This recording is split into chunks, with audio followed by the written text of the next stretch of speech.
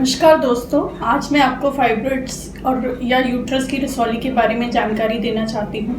Normally हमारे पास young लड़कियाँ या लेडीज़ अल्ट्रासाउंड की रिपोर्ट लेके आती हैं जिसमें कि बताया गया है कि उनको फाइब्रॉइड है। सबसे पहले तो ये नॉलेज देना चाहती हूँ कि फाइब्रॉइड कोई कैंसर नहीं है। यह एक सिंपल यूट्रस में गांठ होती है जिसका कैंसर से कोई लेना देना नहीं है।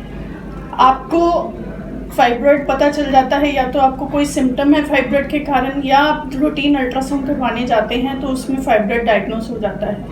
अगर तो ये कुछ सिम्टम कर रहा है, जैसे कि आपको पेन हो रहा है या प्रेशर सिम्टम्स हैं या पीरियड्स ज़्यादा हैवी आते हैं या आपको प्रेगनेंसी होने में प्रॉब्लम है, तो हम इसका ट्रीटमेंट करते हैं। अगर इसके कारण कोई सिम्टम नहीं तो ट्रीटमेंट की कोई ज़रूरत नहीं है। इसको डायग्नोस करने के लिए कोई बहुत ज़्यादा टेस्ट की ज़रूरत नहीं, अल्ट्रासाउंड से ही क्लियरली डायग्नोस हो जाता है। अगर कुछ डाउट है कि खून की रसौली तो नहीं है या कोई और गांठ तो नहीं है तो एमआरआई से क्लियर किया जाता है। जनरली अल्ट्रासाउंड ही काफ़ी होता है। और अगर आपको पीरियड हैवी आते हैं या प्रेगनेंसी होने में प्रॉब्लम है तो हम इस गांठ को निकाल सकते हैं ऑपरेशन के द्वारा।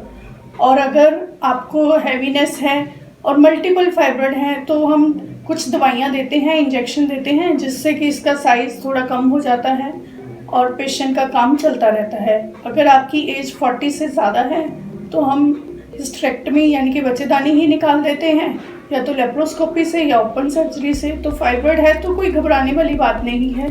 आप अपने डॉक्टर के पास जाकर इसका आसानी से ट्रीटमेंट करवा सकते हैं। Thank you.